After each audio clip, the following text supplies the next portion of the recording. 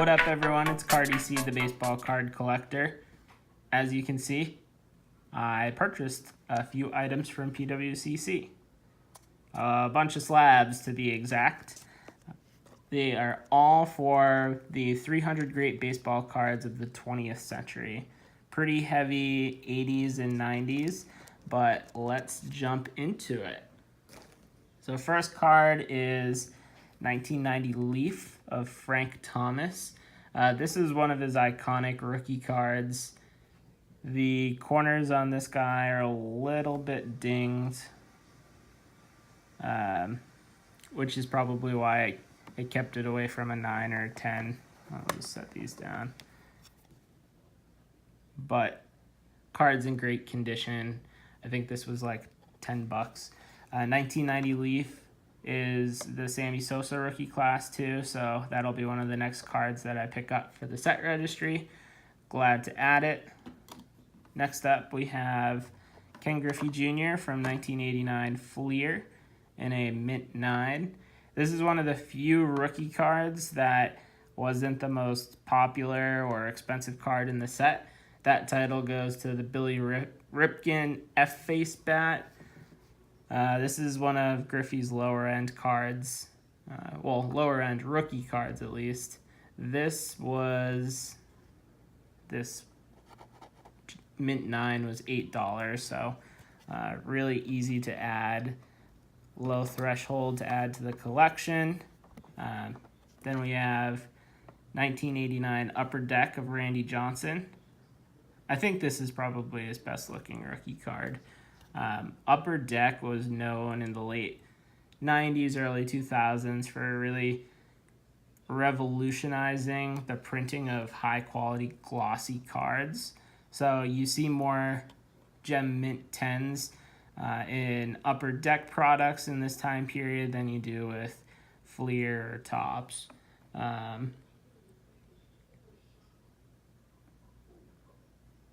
When I was doing some research on this card too, I ran across a Yahoo Sports feature where they open up junk wax era cards from the late 80s, early 90s, and they had an episode with Randy Johnson talking about all these guys he played with or he faced back in the late 80s, early 90s. Next card, 1987 Fleer of Barry Bonds, mint 9. This is the first graded Bonds card I have. It's in great condition, solid corners, but there's a little bit of spotting on the edges down here, which probably held it up from being a 10. You could get non-gem mint 10 cards of Bonds for really cheap. I think I paid like $8 for this one, $8-9, so it was really cheap. I think that Barry Bonds is going to be elected to the Hall of Fame in the next couple of years, and a lot of his stuff is pretty cheap. Prime opportunity for an investment. If you think he's going to be getting elected into the Baseball Hall of Fame, pick up his stuff now because it's going to start to go crazy. And then we have 97 Fleer Update of Mark McGwire. Same blue corners that the Bonds card has. This is McGwire's least valuable rookie card. I was able to pick up the Gem Mint 10 for $20, again from the same Fleer set. Card is in great shape. You don't see any of that chipping down the bottom or on any of the edges that you saw with the Bonds. So happy to add Big Mac to the collection. He was one of my favorite players growing up. And then this is one of my oldest cards, 1983. Still working through the old cards in the set registry, but was able to pick this Boggs up in a mint 9 for like $30, which is a great deal. The set registry has Tony Gwynn, Ryan Sandberg, and Boggs from the 83 set, which is a little surprising because there's just so many good players in that set. I'm surprised they didn't include more people. at first glance, I couldn't find anything that was wrong with this card, and I was puzzled why I didn't get a 10. And then I saw this little blemish here as I get my fingerprints all over the slab. But I have a feeling that's what kept it from becoming a gem mint 10. Maybe somewhere in the bottom left corner there, but overall, it's in great shape. Mint 9. Happy to add it to the collection. And we got 2 more slabs. This guy is 1983 Fleer of Tony Gwynn. At first, I thought this was a blemish. I didn't know. I'm not sure. I'm still not sure what it is, whether it's a shadow or a birthmark or something. But mint 9, card's in really good shape.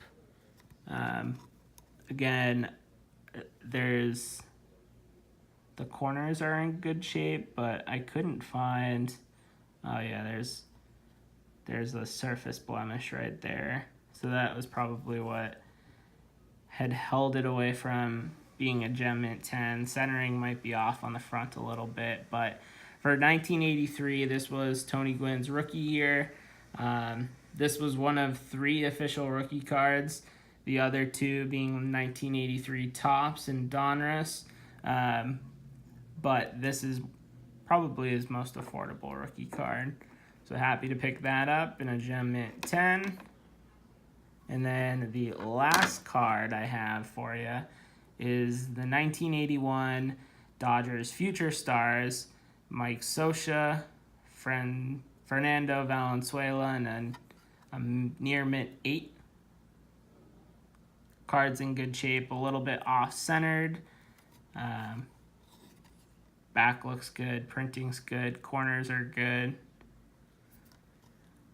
But I think my favorite part of collecting these cards is doing all the research beforehand about the cards, because as I'm wading into the graded card waters, I'm trying to pick up cards that I really enjoy and have a good story behind. And for this set, Fernando Valenzuela and Tim Raines were the key rookies from this year, and they were both in the set. Valenzuela was not in the Donruss 83 set, so Topps sort of held the market on him. And back before I was born and these guys hit the market for the first time, Topps benefited greatly from having sort of the exclusive market on Valenzuela. So we got 8 additional slabs to add to the registry. Starting to move up the ranks, but nowhere near to getting done. So I will keep on hunting for some deals, pinch my pennies, and try and find as many more. Whoops. Try and find as many more cards as I can. Let me know what you think. All right, do you guys have any of these cards, or these any cards that you've been looking at trying to buy in the last month, 2 months or so? Let me know. Catch you guys later. This is Cardi-C signing off.